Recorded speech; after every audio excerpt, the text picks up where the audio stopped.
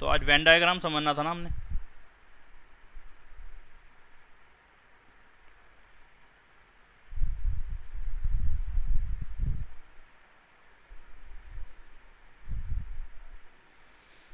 ये last class में मैंने आपको ये 4th क्वेश्चन तक समझाया था और ये एक बता दिया था कि ये कौन सा क्या रूल बोलते हैं इसको, डी मॉर्गन्स लॉ है, ठीक है ना।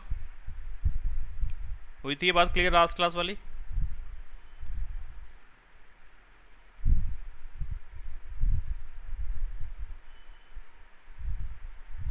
ठीक है, डी मॉर्गन का नियम।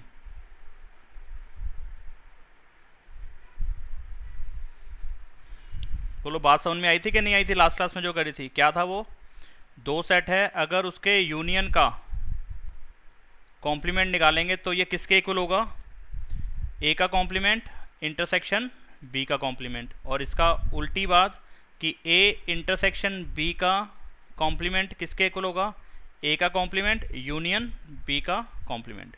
ये डी मॉर्गन्स लॉ है, ठीक है। अब इसी बात को वो हमसे क्वेश्चन में बोल रहे हैं कि भाई draw appropriate Venn diagram for each of the following, ठीक है। तो इस बात को हम डी मॉर्गन्स लॉ को हम वेन डायग्राम से भी समझ सकते थे, और वो वेन डायग्राम अब इन सब का बनाने को बोल रहे हैं, ठीक है। तो वेन डायग्राम पे थोड़ा सा काम कर लेते हैं।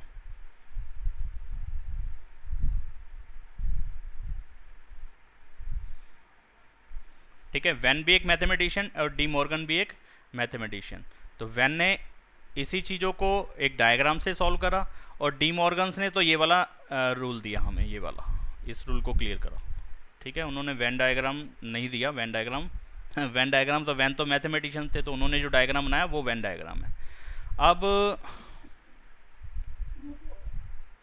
अब इसके अंदर देखो क्या करना होगा, ये म्यूट कर लो हिमांशु।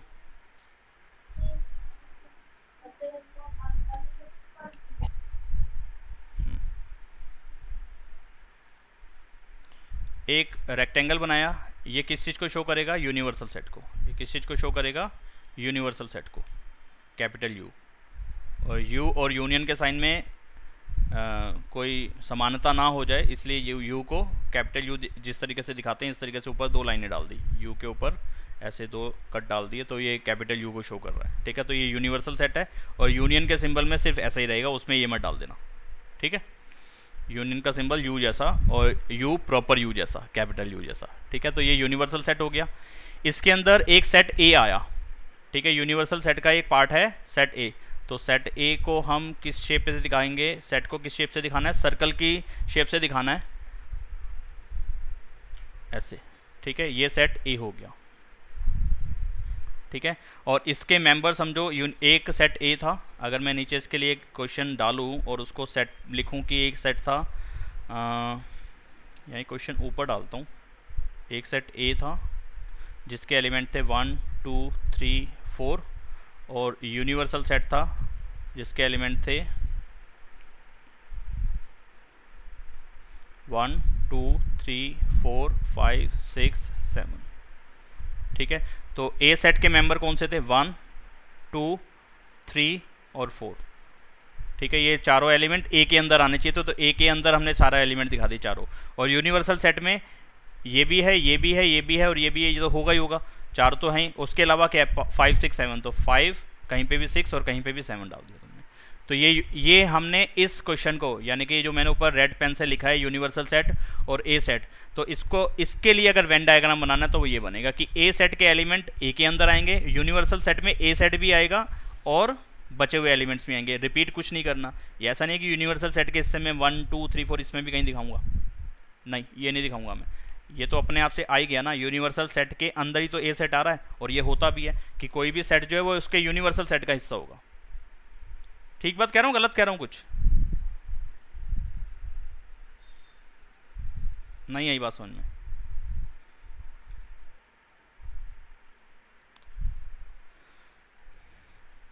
हिमांशु कुछ समझ में आया कि नहीं? दिव्यांश, हार्दिक, काव्या, आया ऐसा समझ? दिव्यांश ने क्या बोला, नहीं आया? नहीं, दिव्यांश ने सर बोला नहीं, मुझे आ गया। अच्छा, और किसने बोला कि नहीं आया? मैंने। अच्छा ठीक है, और हार्दिक? नहीं आया सर। और बहुत ही अच्छी बात है। और काव्या? मुझे भी नहीं आया। मज़ा अब आएगा, मज़ा पढ़ाने का अब आएगा, असली मज़ा तो अब आता है। जब बच्चे बोलते हैं ना नहीं आया तभी आता है मज़ा, जब आता रहे समझ में तो फिर क्या पढ़ाऊँ मैं। तो सबसे पहले 2 मिनट का टाइम दो, मैं स्पेस बना लूँ शीट पे। बार बार मुझे जो है ऊपर नीचे पेन को ले जाना पड़ता है, तो मैं टूल्स का सही से यूज़ नहीं कर पा रहा हूँ। 1 मिनट का टाइम दो बस, 1 मिनट बन जाएगा स्पेस शीट के अंदर। फिर अब हम दबा के आज पढ़ाई करेंगे।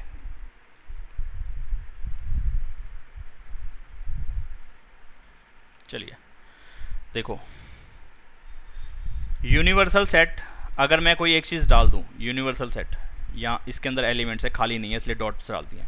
एक सेट ए है, इसके अंदर ये थोड़े से इसको येलो शेड दिखा दिया और इसको ग्रीन शेड दिखा दिया, ठीक है।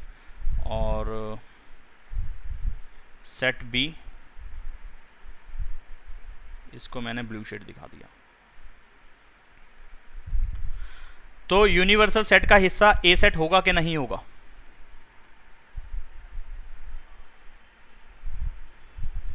सर होगा। बाकियों का जवाब नहीं आया। होगा सर। बी भी यूनिवर्सल सेट का हिस्सा होगा।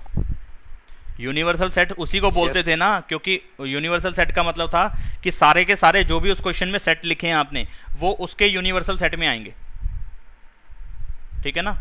यूनिवर्सल सेट का मतलब ये था कि उसके अंदर सब कुछ आएगा जो भी आप सेट दे रहे हो। तो ठीक है, वो मैंने ऐसे बोल दिया कि ये उसका हिस्सा है, ठीक है। तो इसको हम दिखाते कैसे हैं, एक तो रेक्टेंगल ले लिया यूनिवर्सल सेट के लिए, ठीक है। अपनी जो बुक है एनसीईआरटी उसमें उन्होंने ऐसे दिखाया, तो ऐसे ही मैं दिखा रहा हूँ। ये हो गया यूनिवर्सल सेट, ठीक है।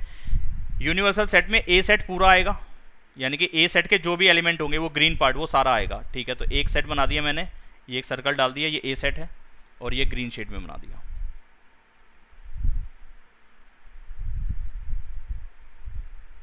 ठीक है।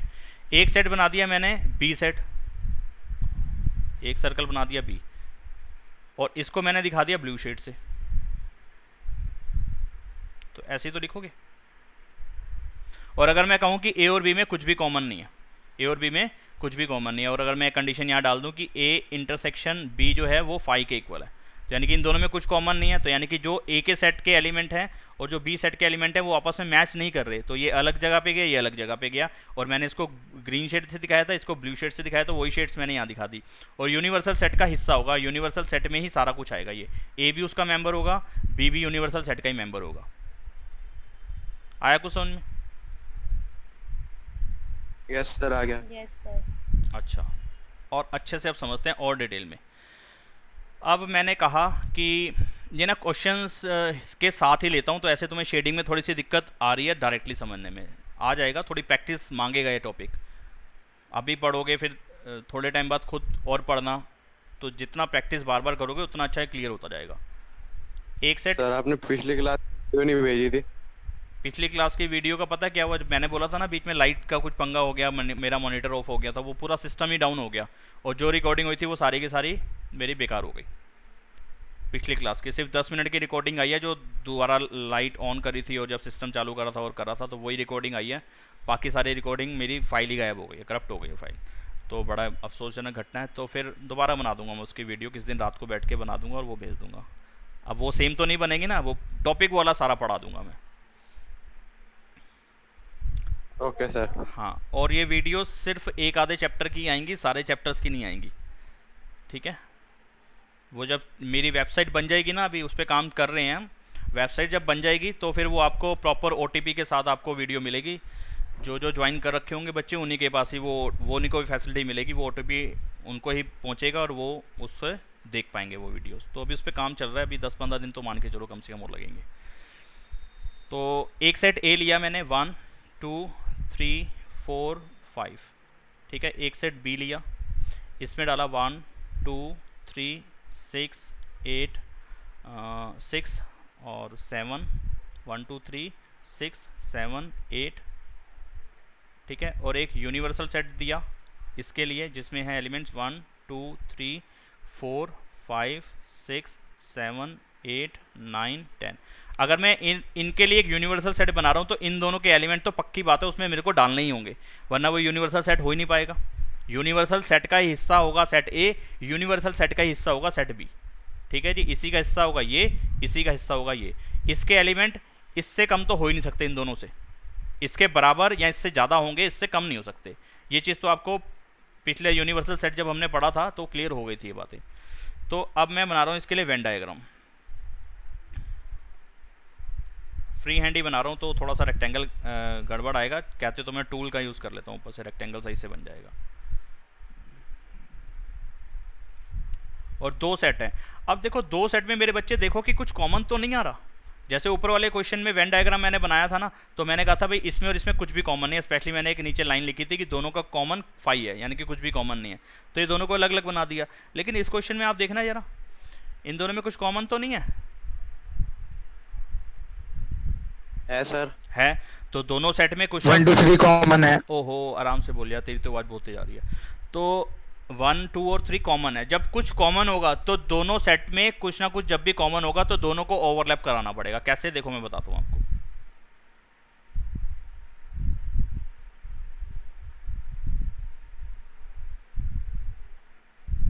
ये कुछ इस तरीके से, यानी कि अब देखो, अब इस चीज़ को समझ पाओगे तो बहुत मजा आएगा तुम्हारे को आगे करने में, नहीं तो फिर मेरे को और मेहनत करनी पड़ेगी तुम्हारे को समझाने में। ये ए सेट, ये बी सेट, ठीक है। ए सेट के एलिमेंट कितने हैं 1 2 3 4 5, बी सेट के एलिमेंट कितने हैं 1 2 3, वो लिखे हुए हैं, पढ़ के नहीं बता रहा मैं। सबसे पहले कॉमन वाले देखना कौन से हैं, जिसको मैं येलो शेड कर देता हूँ। ये तीनों कॉमन है ना, तो कॉमन वाला पार्ट इन दोनों के अंदर कौन सा है, वो ये वाला नहीं है बीच में, ये वाला,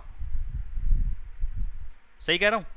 ए का भी हिस्सा है और ये बी का भी हिस्सा है, इतना वाला जो बीच में मैंने शेड करा है, जिसको मैं येलो शेड कर देता हूँ। देखना जरा ध्यान से, बड़े ध्यान से समझना, क्योंकि ये बहुत आगे वाली अगली एक्सरसाइज है ना 1.6, वो पूरी होगी तभी जब ये अच्छे से पल्ले पड़ जाएगा, वरना भूल जाना फिर आगे के क्वेश्चन, बढ़िया क्वेश्चन आपके सारे छूट जाएंगे।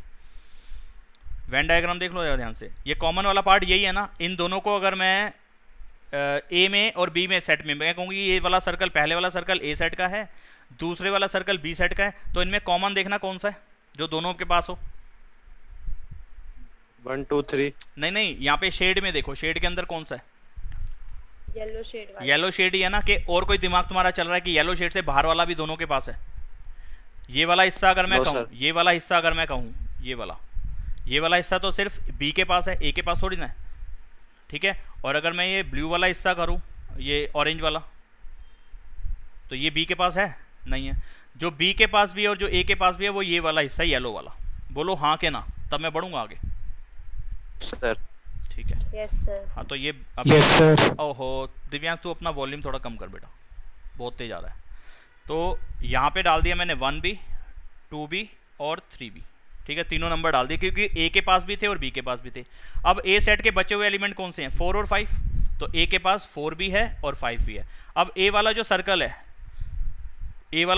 है, वो सेट ए को दिखा रहा है, और सेट ए के एलिमेंट पूरे हो गए, देखना 1 2 3 4 5 सारे आ गए ए वाले सर्कल के अंदर जो ए के सेट के एलिमेंट थे, हाँ आ गए सारे, ठीक है।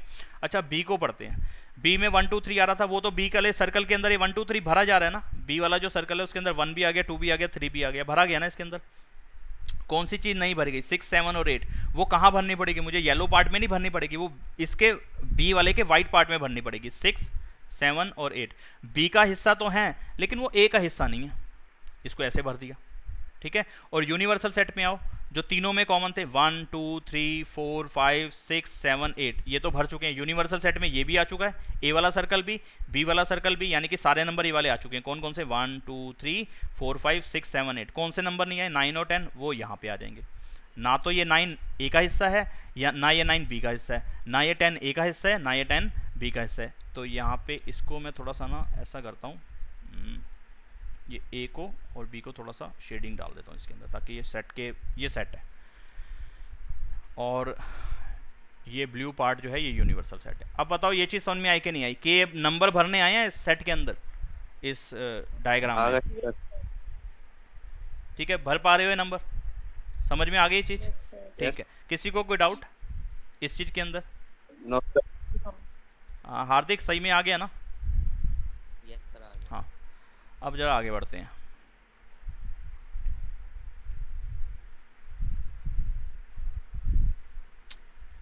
फ्री हैंड सही बन ही नहीं रहे हैं इस पे डायग्राम।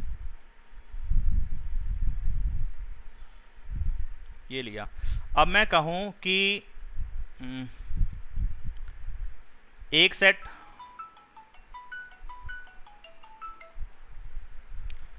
एक सेट ए दिखाओ, ठीक है। तो आप क्या करेंगे, एक यूनिवर्सल सेट बनाया और एक सेट ए दिखा दिया, ठीक है। ये यूनिवर्सल सेट है और ये ए सेट है, तो एक सेट ए दिखाना है आपको, ए दिखाना है। तो वो कौन सा पार्ट होगा, उसको शेड कर दोगे आप, या तो आप पूरा पूरा शेड कर दो, या आप उसमें कुछ लाइनिंग्स वगैरह डाल दो उसके अंदर, ठीक है। या तो ऐसे कर दो या ऐसे कर सकते थे आप, ठीक है। तो यहाँ पे लिख दिया ए, तो ये ए सेट दिखा रहा है। तो ये जो सी चीज़ आपसे पूछी जाएगी उसको आपने शेड कर देना है। तो यूनिवर्सल सेट में आपको ए सेट शेड करना था, आपने दिखा दिया, ये ए सेट है। अच्छा, अब दूसरा क्वेश्चन मैं कहूँ ए नॉट यानी कि कॉम्प्लीमेंट ऑफ ए, ए का कॉम्प्लीमेंट, ए का कॉम्प्लीमेंट मतलब ए ना हो, यही बात थी ना, नॉट ए। ये प्रोबेबिलिटी के टाइम पे ज़्यादा समझ में आएगी नॉट ए वाली बात, अभी नहीं।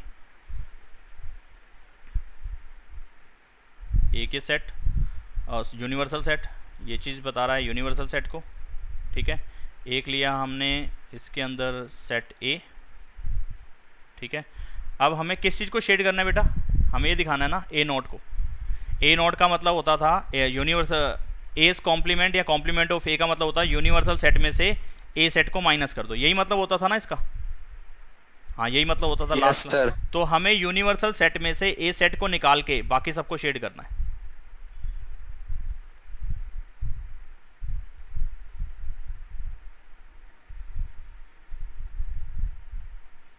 ये शेडिंग से मैंने दिखा दिया ए नोट को, ठीक है। तो ए नोट बोले जा रहा हूँ बार बार, compliment of A, complement of A अगर मुझे शेड करना है तो अगर ये सेट ए है तो ये बाकी बचा हुआ सारा बाहर वाला जो शेड करा है मैंने, यहाँ चाहो तो मैं शेड कर देता हूँ उसको, यहाँ पे येलो शेड कर देता हूँ उसको भी शेड के साथ। वो तुमने ऐसे शेड नहीं कर पाओगे तुम लोग, तो वो तुम ऐसे लाइंस डाल सकते हो।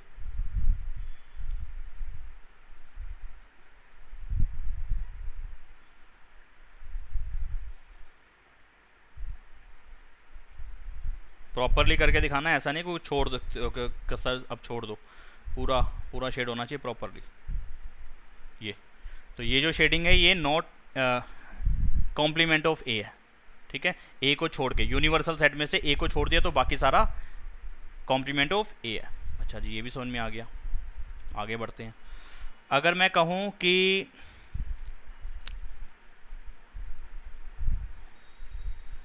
एक सेट ए है, ए या बी, ऐसे लिख सकता हूँ बी, और ये साइन डाला और ये लिखा, इसका क्या मतलब था बेटा? सबसेट। सबसेट। कौन कौन कौन सबसेट है, किसका सबसेट है? बी सबसेट है ए का।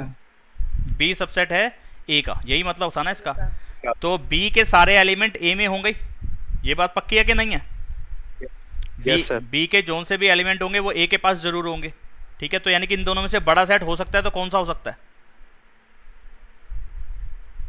ए बड़ा सेट होगा, बी बड़ा नहीं होगा, बी छोटा सेट होगा। बी सारा का सारा ए के पास होगा ही होगा, और ए में अपने माल भी हो सकता है, अपना एलिमेंट भी हो सकते हैं उसके अलावा भी, ठीक है।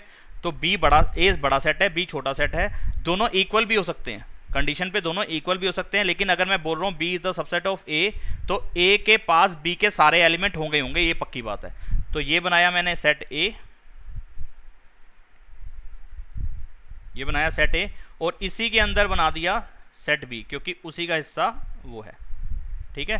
तो ये इस तरीके से दिखाऊंगा, एक तो दिखा दिया मैंने यूनिवर्सल सेट, और ये दिखा दिया सेट ए, और ये दिखा दिया बी सेट। तो बी सेट ए सेट का हिस्सा है, यहाँ पे ये दिखा दिया। तो इसमें शेड नहीं होगा क्योंकि वो उसका पार्ट है, हमें मुझे शेड थोड़ी ना करके दिखा सकता हूँ मैं इस चीज़ को कि वो किस बी जो है ए का सबसेट है, तो मैं कैसे शेड करूँगा? शेड नहीं करूँगा, उसके अंदर दिखा दूंगा कि बी सेट ए सेट का हिस्सा है, मैंने ऐसे दिखा दिया। यस, क्लियर होता है कि ए के अंदर बी आ रहा है ये सर्कल, यानी कि जो एलिमेंट यहाँ पे मैं लिखूंगा वो ए के पास तो अपने आप ही आ गया, क्योंकि ए के अंदर ही बन रहा है सर्कल। अगर मैं ये एलिमेंट यहाँ डाल देता तो ए का हिस्सा नहीं माना जाता। आ रही बात समझ में कि इसको शेडिंग और कैसे हमने वेन डायग्राम में दिखाना है? ये चीज़ समझ में आई है कि नहीं आई? Yes sir. Hardik? Yes sir, आ गई। अच्छा, अगर मैं बोलूं कि एक चीज़ मैं ऊपर दिखा चुका हूं कि दो सेट थे ए और बी, और इसमें मुझे ए और बी का यूनियन दिखाना है। अब ए और बी का यूनियन दिखाना है, ठीक है। तो कैसे करेंगे?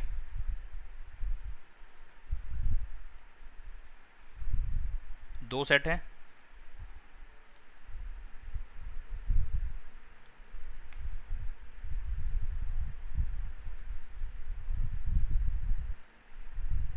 बड़े और छोटे सर्कल कैसे भी हो सकते हैं, उसमें चिंता करने की बात नहीं कि सर वो सर्कल बड़ा बना और वो छोटा बना, उससे कोई मतलब नहीं है। ये सेट ए को दिखा रहा है, ये सेट बी को दिखा रहा है, इतना हिस्सा दोनों में कॉमन है, और ए सेट और बी सेट का यूनियन करना है। यूनियन का मतलब क्या होता था?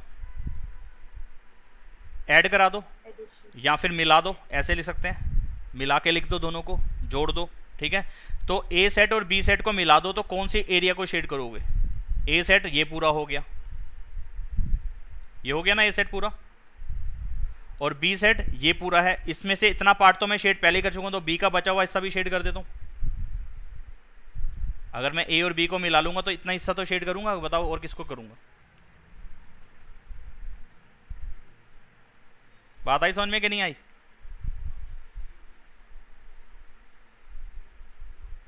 यस सर, आ गए।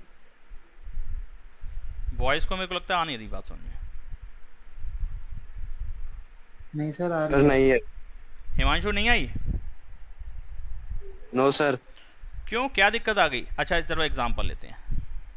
ए सेट लिया 1 2 3, बी सेट लिया 2 3 4 5 6 और 7, ठीक है।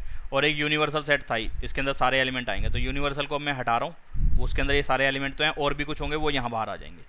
तो ए सेट को भरना जरा 1 2 3, और बी सेट को भरना जरा 2 3 4 5 6। तो मुझे 3 कहाँ डालना पड़ेगा? 3 कॉमन है ना दोनों में, 3 कॉमन है, तो 3 यहाँ डालूंगा कि यहाँ डालूंगा? 3 यहाँ डालूंगा, ठीक है। और ए और 2 भी यहाँ डालूंगा, क्योंकि 2 भी इसके अंदर ही आ रहा है, तो यहाँ चलो छोटा सा लिख देता हूँ 2, दोनों कॉमन थे, दूसरे पे निगाह नहीं गई। तो ए के लिए जो बचा हुआ 1 था वो यहाँ डाल सकता हूँ, मैं यहाँ डाल सकता हूँ 1, इस जगह पे डाल सकता हूँ 1? नो सर, क्यों? ये कॉमन वाला हाँ, वहाँ पे डाल दीजिए। ये अगर यहाँ 1 डाल दिया तो इसका मतलब वो बी वाले सर्कल के अंदर 1 भी आ जाएगा, तो बी वाले के अंदर तो 1 आ ही नहीं रहा था, इसलिए इसको यहाँ डालना पड़ेगा, जो ए का हिस्सा रहे लेकिन बी का ना रहे। तो यहाँ पे 1 डाल दिया, यहाँ पे 2, यहाँ पे 3, तो ए वाले सर्कल के अंदर तीनों मेंबर आ गए, 1 2 3, यस आ गए। अब बी वाले सर्कल को देखना, बी वाले सर्कल में 2 और 3 आ गया, यस आ गया। अब कौन सा डालना है? 5 6 7 8, 5 यहाँ डाल दो, 6 यहाँ डाल दो, 7 यहाँ डाल दो, और 8 यहाँ डाल दो। तो ए और बी को अगर मैं कहूँ कि ए और बी के मेंबर मिला लो, तो तुम इतने हिस्से को तो शेड करोगे सारे को, जो मैंने ऑलरेडी येलो कर रखा है। ए के और बी के मेंबर्स को मिला लो और उतने हिस्से को शेड कर दो, तो शेड इतने कोई तो करोगे, इसके बाहर तो उसका मेंबर गया ही नहीं, ना ए का और ना बी का, तो इतने हिस्से को ही शेड कर पाओगे ना। यहाँ छोटा सा बना के दिखा रहा हूँ, देखो वापस से छोटा सा बना रहा हूँ, ये ए ये बी, दोनों को मिला लो, दोनों को मिला लो। तो पहले मैंने ए को मिलाया, फिर अब बी को मिला लिया, तो कितना हिस्सा शेड हुआ बताना? इतना ही तो हुआ। हिमांशु आया कि नहीं अभी? आ गया सर। कोई डाउट है तो पूछ लो। हार्दिक? आ गया सर। आगे बढ़ते हैं। अगला पार्ट आया ए इंटरसेक्शन बी, ए और बी का इंटरसेक्शन। तो इंटरसेक्शन तो साफ साफ दोनों सेट को कट करना ही पड़ेगा। एक सेट ये आ गया, दूसरा सेट ये आ गया, ठीक है। थोड़ा सा इधर कर देता हूँ, ये सेट ए है, ये सेट बी है, ठीक है। अब इंटरसेक्शन वाला पार्ट देखना है, दोनों के अंदर कॉमन पार्ट कौन सा है? जो ए के पास भी आ रहा हो और बी के पास भी आ रहा हो, वो यही वाला ही है, बीच वाला ही। बोलो हाँ कि ना?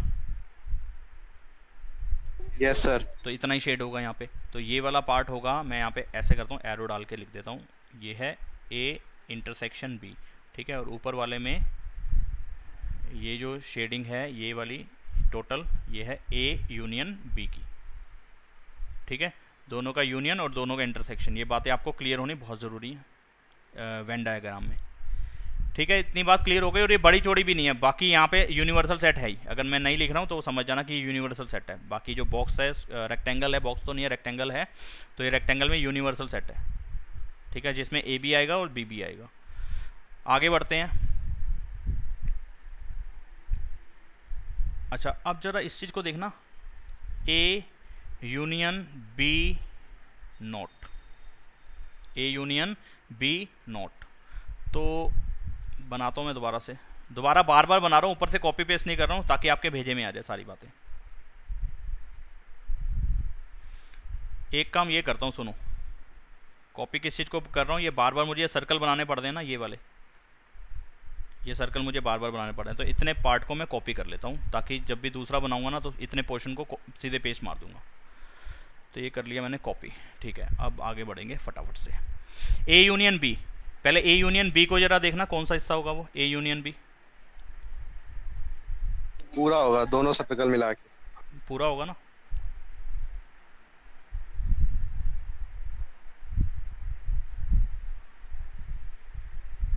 ए यूनियन बी ये पूरा होगा, लेकिन आगे आपने क्या कह दिया, इसको क्या करना है, कॉम्प्लीमेंट निकालना है इसका, ए यूनियन बी का कॉम्प्लीमेंट। कॉम्प्लीमेंट का मतलब क्या होता था, ये ना हो,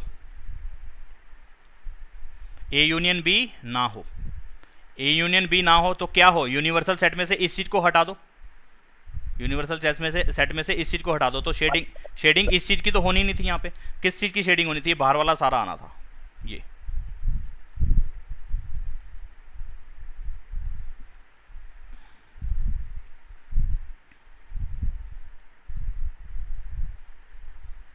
ये शेड सही करी है मैंने, ए यूनियन बी था ये वाइट वाला पार्ट, और जब ए यूनियन बी कॉम्प्लीमेंट निकालोगे, complement of A union B का, तो इसका मतलब था यूनिवर्सल में से माइनस कर दो ए यूनियन बी को, यानी कि यूनिवर्सल सेट में से माइनस कर दो ए यूनियन बी को, ए यूनियन बी को यूनिवर्सल में से हटा दो, यानी कि इतना पार्ट मैं निकाल के बाहर रख दूं तो यही तो दिखेगा आपको, जो मैंने ये ब्लैक लाइंस डाली हैं यही वाला पार्ट आएगा ना।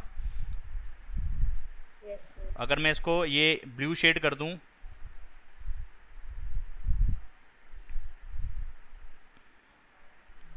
तो इतना पार्ट है ये,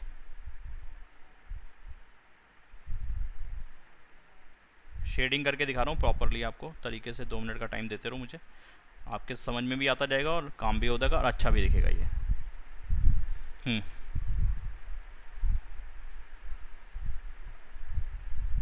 ये चीज, तो ए यूनियन बी का कॉम्प्लीमेंट ये चीज बनेगी, ये ब्लू पार्ट ये है। बोलो बेटे समझ में आया कि नहीं आया,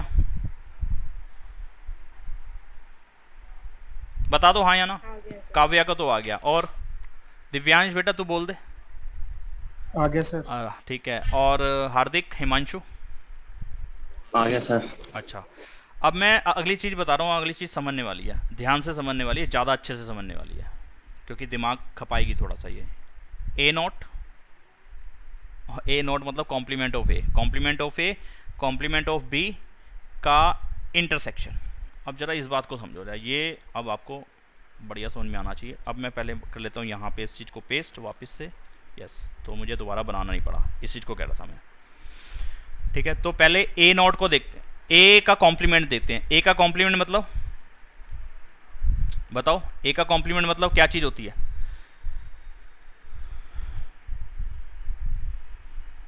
कि ए ना हो। ए ना हो, ठीक है। तो ए वाला सेट ये लिख लिया, बी वाला सेट ये लिख लिया। मैं सेट का नाम लिख रहा हूँ ऊपर के नहीं लिख रहा हूँ? नहीं लिख रहा हूँ। ये ए सेट है, ये बी सेट है, तो ये लिखना जरूरी है।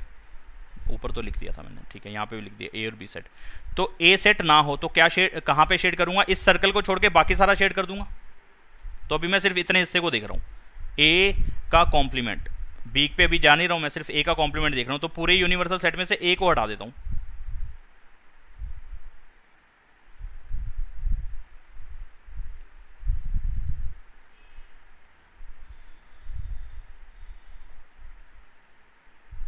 एक सेकंड वेट करना।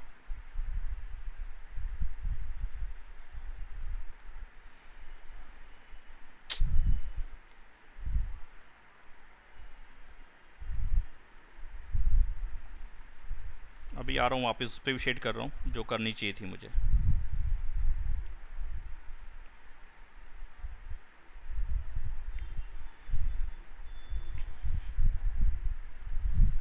बोलो मेरे बच्चे, ये समझ में आया? सिर्फ इतने पार्ट को देखो, ये पहले वाले को जहाँ पे मैंने एरो डाला, ए का कॉम्प्लीमेंट यही शेड करोगे। अच्छा, अब दूसरी चीज पे आ रहा हूँ, बी का कॉम्प्लीमेंट। बी का कॉम्प्लीमेंट में ब्लैक रेड लाइंस डाल रहा हूँ, बी का कॉम्प्लीमेंट जो है वो रेड लाइंस डाल रहा हूँ।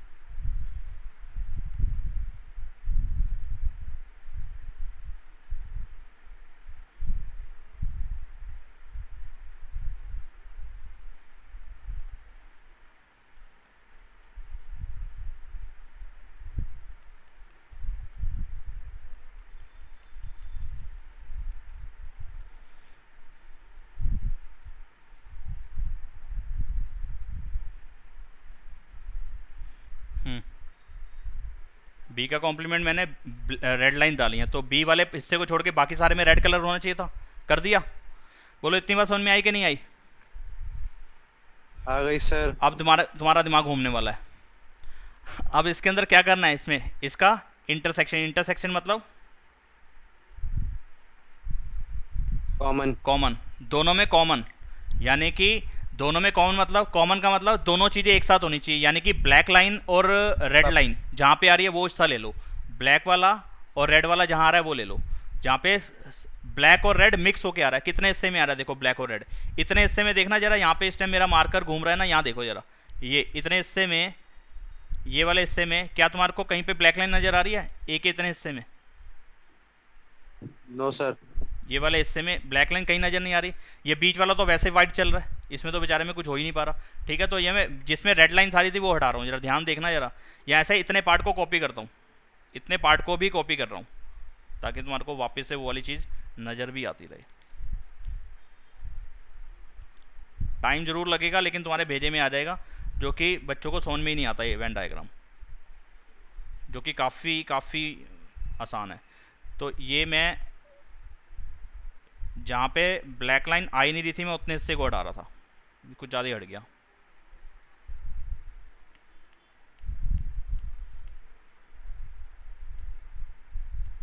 ठीक है, और जहाँ पे रेड लाइन्स नहीं आ रही थी वो वाला हिस्सा हटा रहा हूँ, यानी कि ये वाला, ये जो जहाँ पे सिर्फ काली काली लाइन्स नजर आ रही है ये हटा रहा हूँ।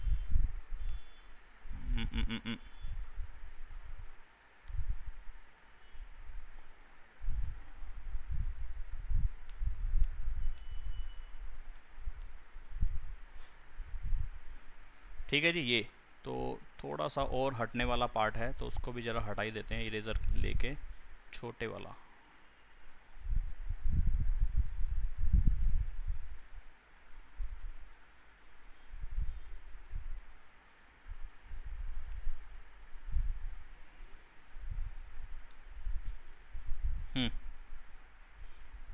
कितना हिस्सा शेड हुआ? ये वाला जहाँ पे काली और लाल लाइनें मिक्स होके आ रही थी, कॉमन था ना, दोनों चीज़ें इकट्ठी आनी चाहिए, दोनों चीज़ें इकट्ठी यहाँ पे आ रही थी। ठीक है, अब ये वाला डायग्राम देखना, ये वाला जिसमें मैं ये वाले का मतलब कि सॉल्यूशन इसका जो है ए कॉम्प्लीमेंट और बी कॉम्प्लीमेंट का यूनियन वो ये वाला बनेगा, ना कि पहले वाला। ये तो समझाने के लिए था कि ये भी होगा ये भी होगा और इसमें से ये चीज़ हट जाएंगी, तो इतना हिस्सा ही आएगा। ठीक है, अब ये वाला हिस्सा देखना, ये जो है नीचे वाला और जो पहले वाले का सॉल्यूशन था, ये दोनों स्क्रीन पे नज़र आ रहा है तुम्हारी, ये और ये सेम नहीं है शेडिंग? यस सर, सेम है।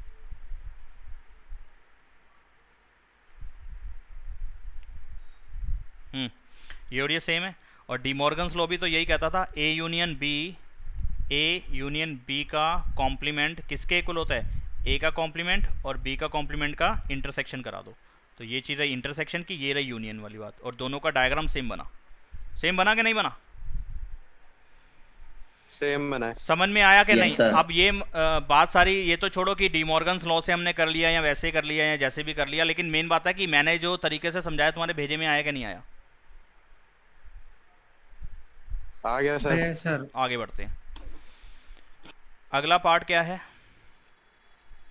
ए इंटरसेक्शन बी का कॉम्प्लीमेंट। ठीक है, पहले यूनियन का करा था, पहले ऊपर ये देखो ए यूनियन बी का कॉम्प्लीमेंट करा था, अब मैं बता रहा हूँ ए इंटरसेक्शन बी का कॉम्प्लीमेंट।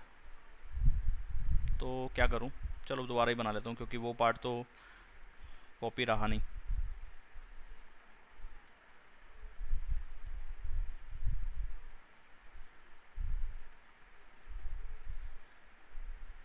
ये दो सेट। अच्छा, ए इंटरसेक्शन बी देखो तो कौन सा है? ये वाला हिस्सा है, ये वाला हिस्सा है ना। इतने पार्ट को देखो, बीच वाले पार्ट को, ए इंटरसेक्शन बी, दोनों में कॉमन पार्ट वो कौन सा है? ये बीच वाला ही है, ये वाला, ठीक है, हाँ के ना? यस। अब ये चीज, इसका कॉम्प्लीमेंट निकालना है, इसका कॉम्प्लीमेंट मतलब ये चीज ना हो, बाकी सारी चीज हो, तो ये चीज हट जाएगी, ये चीज पे शेड नहीं आएगी। इसके अलावा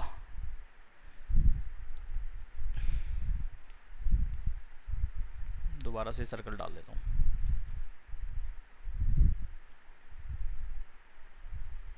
इसके अलावा ये बीच वाले पार्ट के अलावा ये वाले सारे में आना चाहिए था।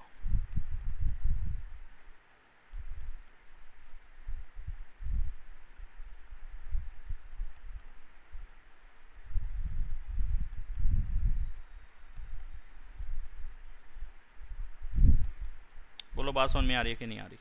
ये वाला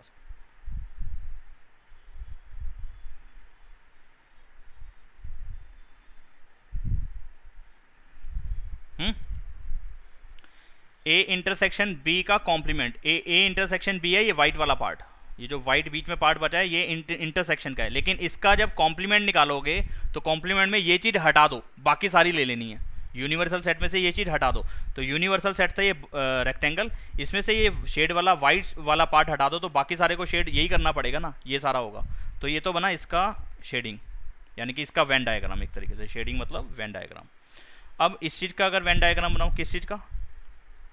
ए का कॉम्प्लीमेंट, बी का कॉम्प्लीमेंट और इसका यूनियन, बड़ा इंटरेस्टिंग है। ये वाला पहले बताओ समझ में आएगा नहीं? ऊपर वाला आ गया सर। आ गया सर, आपने तो पका दिया, ये वेन डायग्राम बना बना के पका दिया। ये अगला क्वेश्चन तुम्हारा कंप्लीट होने वाला है, इसी में हो गया तुम्हारा क्वेश्चन कंप्लीट। अभी तुम्हारे को पढ़ाता हूँ।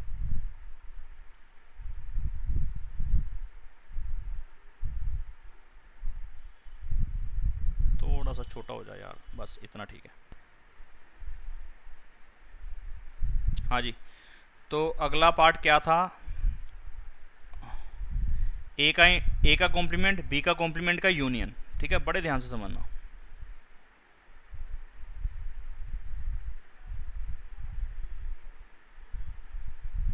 चलो शेड करते हैं इस पे। ए का कॉम्प्लीमेंट, तो ये ए सेट है पहले वाला, ये पहले वाला सेट, पहले वाला सर्कल ए है, दूसरे वाला सर्कल बी। अभी लिख दूंगा, फिलहाल मैंने शेडिंग वाला मार्कर ले रखा है ना, तो उससे कर रहा हूँ मैं। तो ए का कॉम्प्लीमेंट, तो ए सेट को हटा दो, बाकी सारे पे शेड कर दोगे।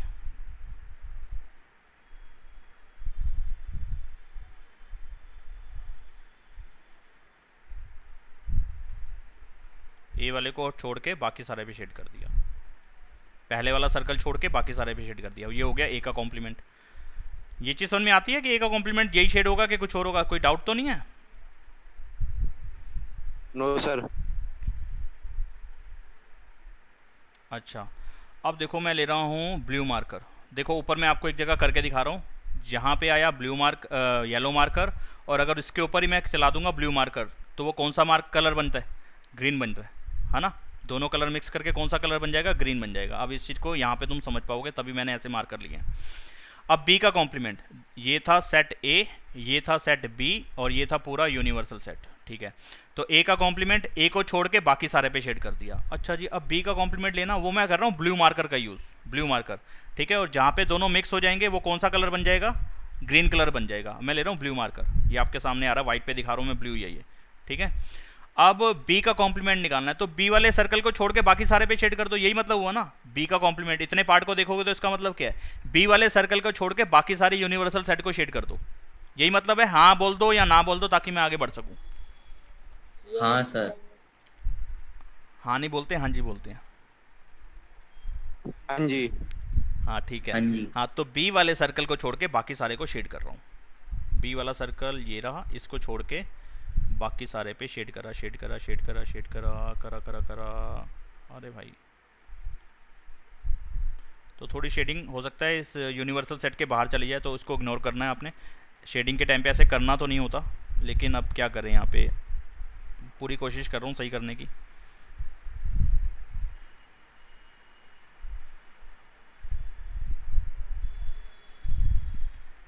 ठीक है। अब ये जो बीच में साइन बना है, ये किसका साइन है भाई? ये बीच वाला साइन ये कौन सा है? यूनियन। यूनियन। यूनियन का मतलब? यूनियन। यूनियन का मतलब ऐड। मिला लो, है ना, मिला लो, जो दोनों में दोनों चीज़ों को मिला लो, दोनों चीज़ों को मिला लो। तो ए के लिए हमने लिया था, ध्यान देना ज़रा, अभी मैं तुम्हारे को थोड़ा सा कंफ्यूज करने वाला हूँ, ये वाला मार्कर, और बी के लिए था मैंने ये वाला मार्कर, बी के लिए ये वाला मार्कर था, और ए के लिए था येलो मार्कर। हाँ ठीक है, तो ए का और बी यानी कि येलो मार्कर और ब्लू मार्कर जहाँ पे आया होगा, जहाँ पे शेड हुआ होगा, वो सारा एरिया ले लेना हमने कि नहीं? Yes sir. हाँ बोलो, बताओ दिव्यांश। यूनियन का मतलब क्या होता Yes, है? sir. यूनियन का मतलब क्या होता है? मिला लो। ऐड कराना। हाँ, मिला लो या ऐड करा लो। तो येलो कलर और ब्लू कलर को मिला लो, येलो कलर भी ले लेना, ब्लू कलर भी ले लेना, इसका मतलब यही होता है ना। तो येलो कलर जहाँ Green. आया, नहीं ग्रीन नहीं ना, एंड थोड़ी ना है कि दोनों चीज़ें एक साथ चाहिए। यूनियन का मतलब है और ये भी हो और ये भी हो, दोनों चलेंगे, और दोनों मिल के आएगा वो भी लेना पड़ेगा। दोनों के मिल के आया ग्रीन पार्ट, खाली ब्लू पार्ट है यहाँ पे, खाली येलो पार्ट है यहाँ पे, तो सब कुछ लेना पड़ेगा मुझे। तो यानी कि इसकी शेडिंग होगी ये बीच वाला हिस्सा छोड़ के बाकी सारा। यानी कि अगर मैं थोड़ा सा छोटा करके दिखाऊं इसको, तो वैसे शेडिंग तो मैं कर चुका हूँ ऊपर, लेकिन अगर एक ही कलर से शेडिंग दिखानी है तो वो ये होगी। एक सेकेंड, रेड शेड कर रहा हूँ।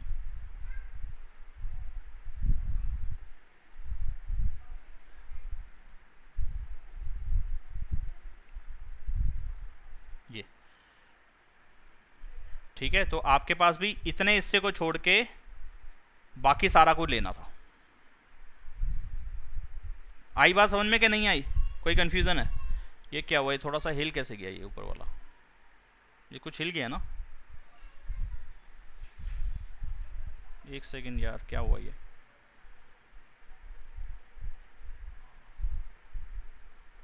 बॉक्स मूव हो गया शायद।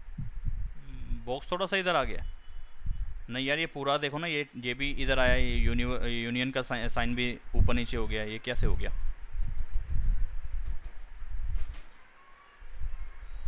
पता नहीं कैसे स्क्रीन इधर उधर हो गई है ये।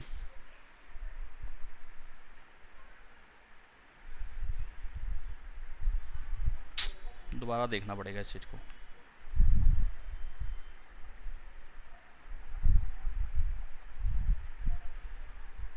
हाँ, तो क्या पढ़ा क्या रहा था मैं, तो ये भूल गया हूँ। ए का कॉम्प्लीमेंट, बी का कॉम्प्लीमेंट, इसका यूनियन।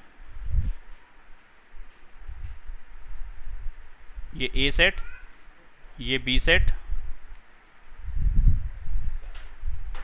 ये बी सेट, ए सेट, बी सेट।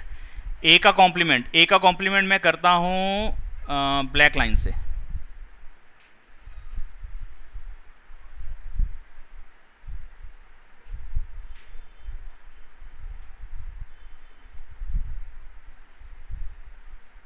ठीक है, अब मैं कर रहा हूँ बी का कॉम्प्लीमेंट, वो कर देता हूँ मैं ग्रीन लाइन से कर दूँ या ऑरेंज लाइन से कर देता हूँ। बी का कॉम्प्लीमेंट ऑरेंज लाइन से, तो बी वाले हिस्से को छोड़ दो, बी वाले सर्कल को छोड़ दो।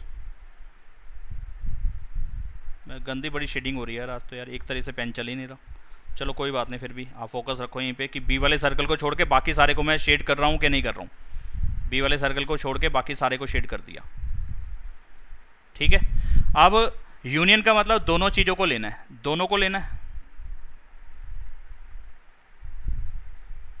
लेना है या मिला लेना है, मिला लो या ऐड करा लो, एक ही मीनिंग है। ठीक है, अब दोनों को मिला लो, तो सिर्फ इतना हिस्सा ही तो छूट रहा है जहाँ पे शेड नहीं आई, ये बीच वाला। बाकी सब पे तो शेड आई गई, चाहे किसी भी कलर की आ गई हो। तो दोनों चीज़ें ही तो लेनी होती हैं, वो भी ले लो, वो भी ले लो, और जो कॉमन है वो भी ले लो। यही तो मतलब होता था यूनियन का, क्या नहीं होता था भाई? अगर ए सेट के एलिमेंट 1 2 3 और 4 हैं, और बी सेट के एलिमेंट 1 2 3 और 5 6 हैं, या 4 भी चलो ले लेता हूँ, तो इनका यूनियन कितना बनेगा बेटे? ए यूनियन बी कितना बनेगा? 1 2 3 4 5 6, यही तो बनेगा। सब कुछ मिला लो, दोनों को मिला लो। या चलो इसके अंदर से मैं 3 4 को हटा देता हूँ, कन्फ्यूज़न ना हो तुम्हारे को। 1 2 5 और 6 ले लेता हूँ, तो दोनों सेट को मिलाओगे तो 1 भी आ रहा है, 2 भी आ रहा है, वो भी लिख लिए, और जो बचे हुए थे वो सारे आ गए। 3 4 भी आ गए, 5 6 भी आ गया, 3 4 भी आ गया, 5 6 भी आ गया, तो सब कुछ ले लिया ना। यूनियन का मतलब ये होता था, लेकिन यहाँ पे उन दोनों के ना होने का यूनियन कराना है। ए सेट ना हो, बी सेट ना हो और उसका मिला दो। ए सेट ना हो उसके लिए मैंने करा ब्लैक शेड। जरा ध्यान दो, वापस से देखो, ए वाले सर्कल को छोड़ के बाकी सारे में मैंने ब्लैक लाइन डाली है कि नहीं डाली? डाली ए है। के लिए मैंने ब्लैक लाइन डाली है, यहाँ पे ऊपर ब्लैक ब्लैक शेड कर दिया, और बी के ऊपर मैंने डाल दिया ऑरेंज ऑरेंज, तो इस पे ऑरेंज शेड डाली है। तो बी वाले सर्कल को छोड़ के बाकी सारे पे मैंने ऑरेंज शेड डाली है कि नहीं डाली है? ऑरेंज लाइन डाली है कि नहीं डाली है? डाली है। तो इन दोनों शेडिंग एरिया को मिला लेना जरा, कितना होता है। ऐसा कौन सा एरिया जिसपे शेड आई नहीं? वो ये बीच वाला पार्ट है, ये वाला, इस पे शेड नहीं आई। बात सही है कि नहीं है? Yes sir. Yes sir. ये वाले जो है ना डी मॉर्गन्स के जो ये लॉ के जो वेन डायग्राम बनते हैं, इनको थोड़ा ज़्यादा समझना पड़ता है, और खास तौर से ये जो इंडिविजुअल के होते हैं कि दोनों का कॉम्प्लीमेंट का यूनियन और दोनों के कॉम्प्लीमेंट का इंटरसेक्शन, यही थोड़ा सा कंफ्यूज करते हैं, बाकी सारे तो बन जाते हैं। और यही चीज़ कंफ्यूज जो कर रही थी वो मैंने बड़े अच्छे से एक्सप्लेन करने की कोशिश करी है। अब अच्छा है या बुरा वो आप जज करोगे, मैंने अपनी तरफ से तो अच्छा समझाया, अब आप जज करोगे कि सर ने अच्छा समझाया कि बेकार समझाया। दोनों का यूनियन मतलब दोनों चीज़ें मिला लो, ए का नहीं होना और बी का नहीं होना को मिला लो तो कौन सी शेड होगी? वो सारी शेड हो रही है, सिर्फ ये बीच वाले पार्ट में किसी भी तरीके की शेड नहीं आ रही। ना तो यहाँ पे ए का ना होना आ रहा है, ना यहाँ पे बी का ना होना आ रहा है। ठीक है, तो ये वाली शेड जरा ध्यान रखो, कौन सा वाला पार्ट नहीं हुआ शेड? ये बीच वाला पार्ट शेड नहीं हुआ। ठीक है, और ऐसा ही एक और शेड ऊपर भी आया था ये वाले टाइम पे, ए इंटरसेक्शन बी का कॉम्प्लीमेंट। तो इसका और इसका डी मॉर्गन्स लॉ कहता था ना सेम रिजल्ट आएगा, ए इंटरसेक्शन बी का और ए इंटरसेक्शन बी का कॉम्प्लीमेंट और ए का कॉम्प्लीमेंट और बी का कॉम्प्लीमेंट का यूनियन, दोनों का सेम रिजल्ट बोलता है डी मॉर्गन्स। ठीक है, तो वो आ भी रहा है कि इसमें भी ये पार्ट पे शेड नहीं हुई और इस पे भी ये पार्ट पे शेड नहीं हुई, बाकी सारा शेड हुआ है, तो बाकी सारा ही लेना था दोनों में। वेन डायग्राम पे काम करना है आज आपने, जब भी क्लास ओवर होगी उसके बाद बैठ के ये वेन डायग्राम बनाने हैं कि ये हो और ये ना हो तो कैसे करेंगे। अब फिर इसके बाद 3-3 वाले भी हैं तुम्हारे बुक के अंदर ही दे रखे हैं।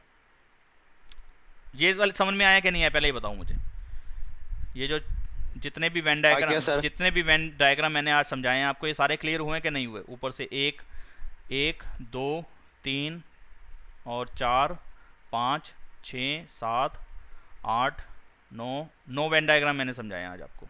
तो ये 9 के 9 आपको सिर्फ बनाना, रटना नहीं है। बनाना कैसे है? रट लोगे तो फिर पेपर तक की लिमिट रह जाएगी आपकी कि हाँ इतना कर पाओगे, लेकिन हैवी क्वेश्चन हैंडल नहीं कर पाओगे, फिर उन पे वेन डायग्राम पे काम नहीं करना आएगा।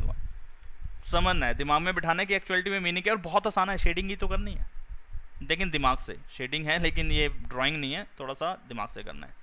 अब जरा बुक पे आता हूँ।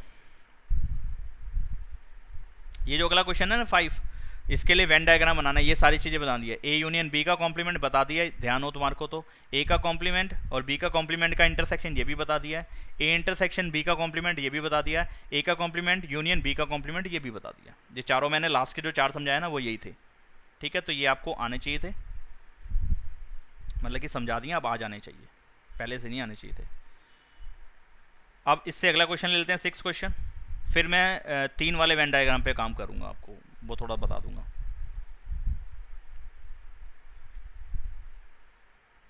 6 क्वेश्चन यहां पे कह रहा है let U be the set of, universal set क्या है? Set of all triangles in a plane. एक प्लेन के अंदर सारे ट्राइंगल्स का एक यूनिवर्सल सेट है। यहां पे सारे ट्राइंगल आ रहे हैं, ठीक है, हर टाइप का ट्राइंगल यहां पे है, दुनिया में जो भी ट्राइंगल बन सकता है वो यहां पे है। फिर वो कहता है एक सेट ऐसा है, ये ए सेट है, इसके अंदर क्या चीजें आ रही हैं? सेट ऑफ ऑल ट्राइंगल्स, सारे ट्राइंगल्स वो वाले लेने हैं इसमें, with at least 1 angle different from 60 degree. एक एंगल जो है 60 डिग्री से डिफरेंट होना चाहिए। ए के अंदर कौन से ट्राइंगल आ रहे हैं जिसमें एक ट्राइंगल कम से कम 60 डिग्री से अलग आना चाहिए। ठीक है, एक ट्राइंगल 60 डिग्री का हो सकता है, दूसरा 60 का हो सकता है, लेकिन तीसरा 60 का नहीं होना चाहिए वहां पे। ये बात आ गई। तो ऐसा तो पॉसिबल नहीं है ना कि 2 60 के बनाऊं तो तीसरा किसी और डिग्री का आ जाए, पॉसिबल नहीं है। यानी कि एक एंगल कम से कम 60 डिग्री से अलग आना चाहिए। ठीक है, इसके अंदर वो ट्राइंगल्स लेने हैं। सेट ए में कौन से ट्राइंगल्स लेने हैं? A is the set of all triangles, जरा ध्यान से पढ़ना इस क्वेश्चन को।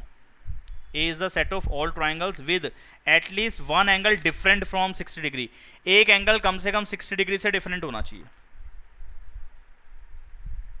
ठीक है, एक एंगल कम से कम 60 डिग्री से डिफरेंट होना चाहिए। यानी कि मानो कि एक 60 का ले लिया और दूसरा 72 का ले लिया और तीसरा जितने भी आ जाएगा, दूसरा 70 का ले लिया तो तीसरा कितने का आ जाएगा? बताओ जरा, 80 का आ जाएगा ना? 50 का 50 का आएगा, चलो 50 का लिख देता हूँ। तीनों का सम 180 दिखाना चाहिए ना हमारे को। हाँ 50 का होना चाहिए। तो इसमें कम से कम एक एंगल 60 डिग्री से डिफरेंट है ना, है कि नहीं है बात? है सर। दूसरा और कोई भी हो सकता है, ठीक है, उसमें कम से कम एक एंगल 60 डिग्री से अलग होना चाहिए, ठीक है। तो यूनिवर्सल सेट में से अगर मैं अच्छा फिर देखो क्वेश्चन में पूछा गया व्हाट इज कॉम्प्लीमेंट ऑफ ए। यहाँ पे थोड़ा आपको नजर नहीं आ रहा होगा, ए का कॉम्प्लीमेंट है यहाँ पे, जो चीज पूछी है ना वो क्या पूछा है? ए का कॉम्प्लीमेंट। तो ए का कॉम्प्लीमेंट यहाँ क्या होगा? इसके बाहर वाली वैल्यूज होंगी, यही चीज होगी ना अगर मैं शेड करूँ तो, लेकिन उसका आंसर क्या दोगे आप? ये चीज होगी।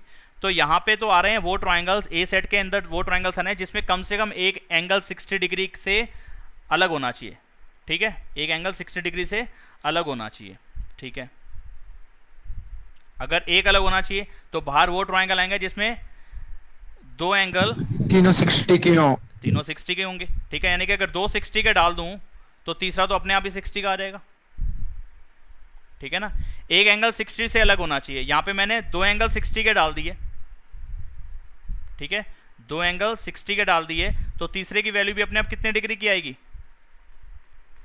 60 डिग्री की आएगी, 60 की ठीक आएगी। है। तो यहाँ पे बाहर वाला सेट कौन सा होगा? बाहर यूनिवर्सल सेट में से अगर ए वाली वैल्यूज को निकाल दूंगा तो बाहर कौन से ट्राइंगल आएंगे? ऑल ट्राइंगल जिनकी वैल्यू, जिसमें कौन से होंगे? इक्विलेटरल ट्राइंगल होंगे जिसमें तीनों एंगल 60 डिग्री के होंगे, ठीक है।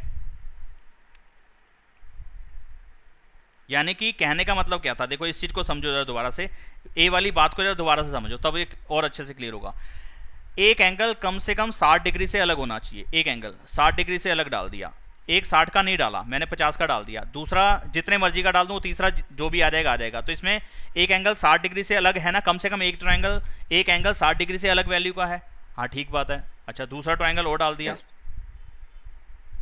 अब मैंने कहा एक 60 डिग्री से अलग होना चाहिए था, एक तो 60 का हो सकता है ना, एक 60 का डाल दिया, दूसरा मैंने 50 का डाल दिया जैसे यहाँ लिया था, और तीसरा अपने आप 70 का आ गया था। तो एक 60 का डाल सकता हूँ लेकिन दूसरा एंगल फिर 60 का नहीं डाल सकता, क्योंकि दूसरा 60 का डालते ही तीसरा भी 60 का आ जाएगा, तो तीनों एंगल ही 60 डिग्री के आ जाएंगे। कोई भी एंगल इसमें ऐसा नहीं है जो 60 डिग्री से अलग है, लेकिन वो यहाँ पे कह रहा है कि कम से कम एक एंगल 60 डिग्री से अलग होना चाहिए।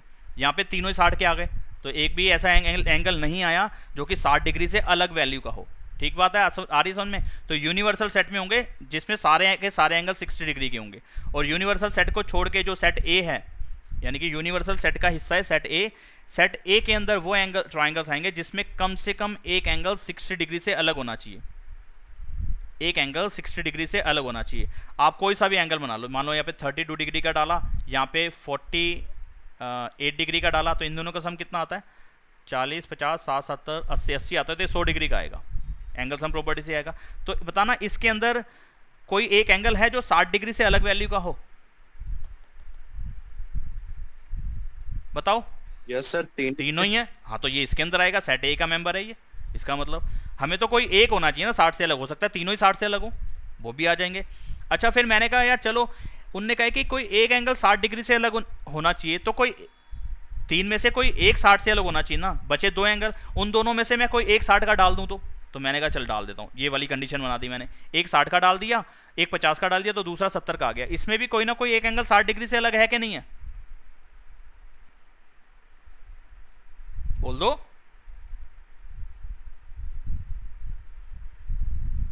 नहीं आ रही बात समझ में? नहीं। देखो इस क्वेश्चन का मीनिंग था कम से कम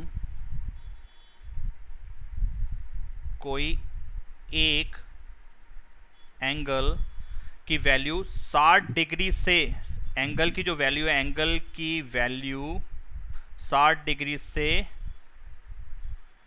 डिफरेंट होनी चाहिए, एक एंगल की वैल्यू एटलीस्ट वन ही तो बोला उनने यहाँ पे, at least one angle different from 60 degree. तो मैंने एक ट्राइंगल बनाया अपनी मर्जी से और उसकी वैल्यूज़ डाली मैंने, जो ऊपर मैंने एग्जांपल लिया था वही डाल रहा हूँ यहाँ पे। 32 डिग्री, एक डाला मैंने 48 डिग्री, और तीसरे की वैल्यू अपने आप में एंगल सम प्रॉपर्टी से निकाला तो मैंने 100 डिग्री आया। तीनों का सम 180 कराना था, वो करा दिया। तो बताओ क्या इसके अंदर कोई एक एंगल है जो 60 डिग्री से डिफरेंट है? यहाँ पे तो सर तीनों ही है, तीनों डिफरेंट है। तो फिर वो ए सेट का मेंबर है, क्योंकि हमें तो कम से कम एक चाहिए था 60 डिग्री से अलग वैल्यू वाला। यहाँ पे तो तीनों ही अलग वैल्यू के आ रहे हैं, ठीक है। अब मैंने ये ए सेट का मेंबर हो गया, ये वाला एंगल जो है ए सेट का मेंबर हो गया, ये ए के साथ एरो बना रहा हूँ तो ए सेट का मेंबर हो गया। दूसरा मैंने एक ट्राइंगल डाला, यार आपने कहा था कम से कम कोई एक एंगल 60 डिग्री से डिफरेंट होना चाहिए, यहाँ पे मैंने तीनों ही बना दिए। चलो ऐसा करता हूँ, एक एंगल 60 डिग्री का डाल देता हूँ, बचे दो एंगल। अब इन दो एंगल में से एक एंगल में ले लेता हूँ 100 डिग्री का, तो 100 और 60 160 हो गए, बचा कितना डिग्री का? 20 डिग्री का। तो इसमें भी कम से कम एक एंगल कोई 60 डिग्री से डिफरेंट है। हाँ, दो एंगल है, एक 20 डिग्री का और एक 100 डिग्री का, दो एंगल 60 डिग्री से डिफरेंट हो गए, तो ये ए का मेंबर होगा। यस सर होगा। हार्दिक से पूछ रहा हूँ, होगा। yes. अच्छा, फिर मैंने कोशिश करी, अब मैंने कहा यार ऐसा करता हूँ, तीन एंगल होते हैं ना यार, तो उनने कहा था कम से कम एक एंगल 60 डिग्री से डिफरेंट होना चाहिए, तो मैं दो 60 के ले लेता हूँ। अब तीसरे की वैल्यू एंगल सम प्रॉपर्टी से निकाली तो तीसरे की वैल्यू कितनी आ गई? 60 आ गई। तो इसमें कोई एक एंगल है जो 60 डिग्री से डिफरेंट हो? तीनों ही है। तीनों ही सेम आ गए, 60 डिग्री से डिफरेंट नहीं हुए। तीनों ही सेम है। तीनों सेम है, डिफरेंट होने चाहिए था ना, एक ना एक एंगल कम से कम 60 डिग्री से डिफरेंट होना चाहिए था, या नहीं है? तो ये ए सेट का मेंबर नहीं है, ये ए सेट का मेंबर नहीं है। तो यानी कि यूनिवर्सल सेट का मेंबर तो हो गया, सेट ए का मेंबर नहीं बना। यानी कि ये जो चीज है, ये अगर मैं ए सेट यहां बना रहा हूं तो ए सेट में, ए सेट येलो से लेता हूं तो ये भी येलो का हिस्सा है, ये भी येलो का हिस्सा है, लेकिन बचा हुआ जो ग्रीन पार्ट था उसका हिस्सा ये है। हाँ हिमांशु बोलो, क्या कह रहे हो हिमांशु? सर अगर दो एंगल जैसे 60 के होंगे और अगर एक नहीं होगा तो वो ए सेट का ही तो मेंबर होगा। भाई दो सेट 60, दो एंगल 60 के हो गए, तो तीसरे की वैल्यू निकालो, कितने की आएगी? 60 की आएगी। एंगल सम प्रॉपर्टी तो yes sir. Angle sum property तो चलानी ही पड़ेगी आपको। ऐसा तो नहीं है कि एक ऐसे डाल दूं 60 60 और 20, ये ट्रायंगल बन जाएगा? नहीं बनेगा, क्योंकि भाई आप यहाँ पे कहोगे सर एक 60 का एक 60 का एक 20 का, हाँ देखो एक एंगल तो डिफरेंट है 60 से, लेकिन ये ट्रायंगल ही नहीं बनेगा, क्योंकि आपने दो 60 के डाले, तीसरा भी 60 का ही होना चाहिए, तभी ट्रायंगल बनेगा वो। ठीक है, तो यहाँ पे जब मैंने दो 60 के लिए तो तीसरा भी 60 का ही आ गया। तो इसमें तो कह रहा था ए सेट का मेंबर वो हो सकता है जो कम से कम उसका एक एंगल 60 डिग्री से अलग आना चाहिए। यहाँ पे तो तीनों ही 60 के आ गए, तो ए का मेंबर नहीं है इसका मतलब। Yes sir. तो हमें जो ए का मेंबर नहीं है, ए कॉम्प्लीमेंट में जो ए का मेंबर नहीं है वही डालना है। तो इसमें तो सिर्फ इक्विलेटरल ट्रायंगल ही आएगा। तो वही तो आंसर है। तो यहाँ पे आएगा इसका आंसर, ए कॉम्प्लीमेंट का आंसर आएगा set of all equilateral triangles, ये इसका आंसर बनेगा। बोलो बेटे। आ गई बात। बहुत आ गई। बहुत देखो आ गई इस सर। क्वेश्चन को ना बहुत से टीचर डिटेल बताएंगे नहीं, आप उनको समझ ही नहीं पाओगे। अगर मेरी बात समझ में आई है तो बता दो, नहीं आई तो फिर मैं कोशिश और करता हूँ, 5 मिनट गला और पढ़ लेता हूँ। नहीं सर आ गई अब। ये बहुत अच्छी पॉइंट आपको समझ में आ गया, अगर ये मैंने बहुत जान लगाई है इसमें। ठीक है, तो काव्या समझ में आया बेटे? या ऐसे कहा कि पीछे से आंसर तो देख ही लेंगे, यही है तो यही पेल देंगे, समझ में आए ना आए। सर आ गया। मैं पूरी कोशिश करी है यहाँ समझाने की। अब आगे बढ़ते हैं।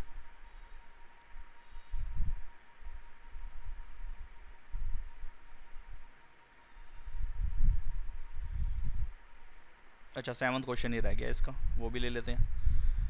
और फिर एक सेकेंड रुकना, बस अब ये 7वां क्वेश्चन और ले रहा हूँ आज की क्लास में।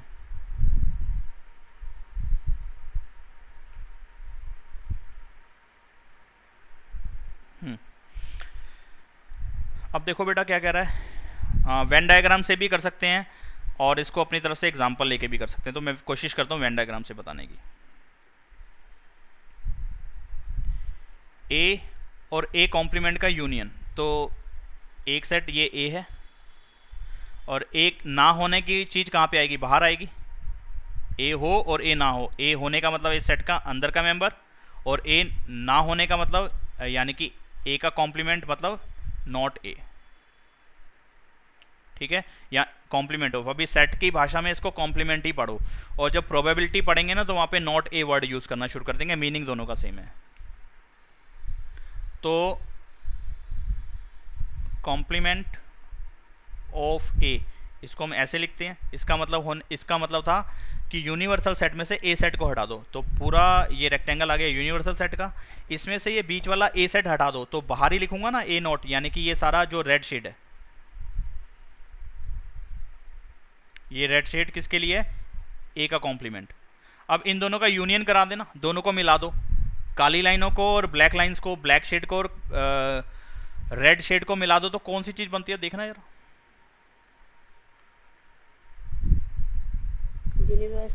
पूरा का पूरा ये रेक्टेंगल बनता है ना, और इस रेक्टेंगल को क्या बोलते हैं हम, यूनिवर्सल सेट, ठीक है। तो ये यहाँ से बन जाएगा ये यूनिवर्सल सेट। बात समझ में आई कि नहीं आई, बोलो, नहीं आई तो पूछ लो, आगे तो बोलो हाँ आ गई। यस सर आ गई। ये तो आसान था, हाँ जी। इसमें तो कोई दिक्कत थी नहीं। आगे है ये यूनिवर्सल सेट, ये सेट ए, और ए सेट और खाली सेट, खाली मतलब खाली, कुछ भी नहीं, और ए का इंटरसेक्शन क्या होगा, कुछ होगा,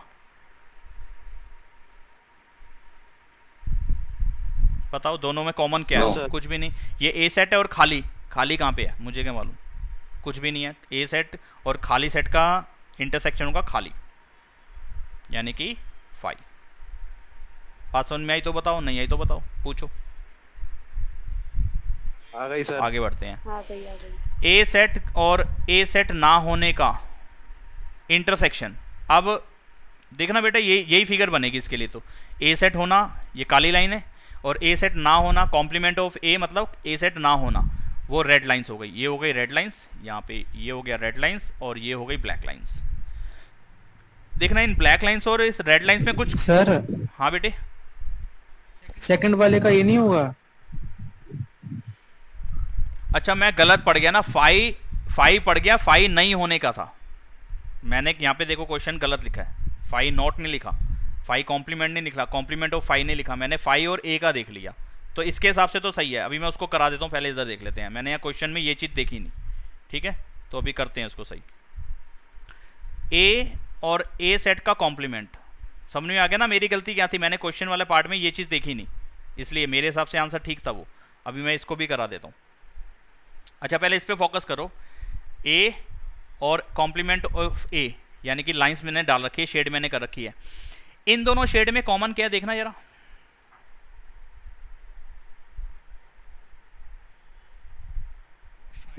कुछ भी कॉमन नहीं है, कुछ भी कॉमन नहीं है। सर। रेड जगह अलग है और रेड वाली जगह, रेड जगह और रेड जगह दो बार बोल दी। ब्लैक वाला पोर्शन अलग है, रेड वाला पोर्शन एक है। ऐसी कोई जगह थी नहीं जहाँ दोनों की शेड इकट्ठी आ रही हो, कोई भी नहीं है। तो ये हो गया 5, ठीक है। अभी इसको करा दूं, फिर ऊपर वाले को भी करा देता हूँ। यूनिवर्सल सेट ना होना, यूनिवर्सल सेट का कॉम्प्लीमेंट, यानी कि यूनिवर्सल सेट का, यहाँ पे लिखता हूँ मैं, यूनिवर्सल सेट का कॉम्प्लीमेंट और क्या चीज़ थी, इंटरसेक्शन ए। यूनिवर्सल सेट का कॉम्प्लीमेंट होगा 5। यूनिवर्सल सेट ना हो तो मतलब क्या है, पूरा यूनिवर्सल सेट ना हो तो फिर क्या हो, कोई खाली जगह हो, यानी कि ब्लैंक हो गया ना।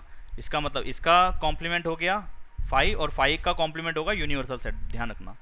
तो 5 और ए सेट का इंटरसेक्शन क्या होगा, खाली का और ए सेट का कुछ भी नहीं होगा, खाली जगह ही होगी।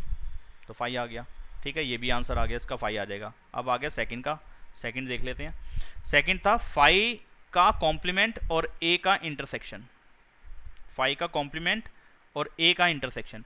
5 का कॉम्प्लीमेंट होगा यूनिवर्सल सेट, 5 का कॉम्प्लीमेंट होगा यूनिवर्सल सेट, पूरा सेट, ये पूरा सेट, ठीक है। और ए सेट में इंटरसेक्शन क्या है,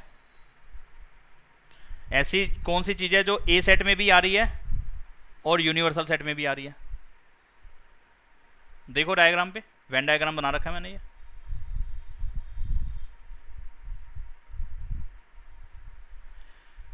नहीं आ रहा समझ में यार? आ रहा है सर। आ रहा है सर। बताओ फिर कौन सी जगह है? ए। भाई जो यूनिवर्सल सेट में भी आ रहा है और ए सेट में भी आ रहा है, दोनों में आ रही है, वो कौन सी शेडिंग है? वो ये वाली बीच वाली शेडिंग है, ये जिसको डार्क ब्लैक कर दिया, तो ये आ गया ए सेट। ठीक है, तो यूनिवर्सल सेट हुआ, फाई का कॉम्प्लीमेंट हो गया यूनिवर्सल सेट, ए का मतलब ए सेट रहा, दोनों का इंटरसेक्शन, दोनों में कॉमन चीज, यूनिवर्सल सेट में और ए सेट में कॉमन क्या चीज है? ए सेट। ठीक है, तो इसका आंसर ए आ गया, तो सेकंड का आंसर ए आना था। तो मैं क्वेश्चन गलत पड़ गया था, उसके हिसाब से मैंने आंसर दिया है वो वाला। बताओ बात क्लियर हुई कि नहीं हुई? हो गई सर। हो गई। ठीक है, तो हो गई आज के सर। लिए यही एक्सरसाइज है। आपने मेन आज रात को सोना तब है जब आपका वेन डायग्राम, ये जो होता है वेन डायग्राम, जब तक आप ढंग से नहीं कर लोगे, ठीक है, वरना वेन जो है वो आज रात को आपको सपने में आएंगे और आपको डराएंगे, अगर उनका डायग्राम आज आपने नहीं सीख के सोए तो। ठीक है, वरना सोना ही मत, सीखते रहना, करते रहना, प्रैक्टिस करते रहना, सोचते रहना कि क्या करा सर ने, क्या करा। और देखूंगा मेरी वीडियो अगर सही से सेट हो गई शाम तक, रात तक, तो मैं इसको अपलोड कर दूंगा बस। ठीक है, ये और एक टॉपिक और की वीडियो डालूंगा, उसके बाद वीडियो नहीं डालेंगी यूट्यूब पे। ठीक है, तो आप ये ध्यान देना, वेन डायग्राम सीखना, जय माता की करते रहना, वेन डायग्राम बनाते रहना, समझते रहना, बार बार करते रहना। ठीक है, लेकिन सोना तब जब हो जाए, जब अपने आप को सेटिस्फाई कर लो ना कि हाँ यार अब तो तेरे को आ गया, तो कहना चल अब सो जा, वरना कहना जब तक नहीं हो तो करते रहना। और ये वाली एक्सरसाइज कंप्लीट करना जो आज मैंने पढ़ा दी है, वेन डायग्राम ही मेन कराया है और उससे रिलेटेड कुछ क्वेश्चन, डी मॉर्गन्स लॉ ये है, ये रट के बैठना, क्योंकि हम पूरे को बार बार थोड़ा ना बनाते रहेंगे। ठीक है, तो आज के लिए इतना ही, परसों की क्लास में मिलते हैं।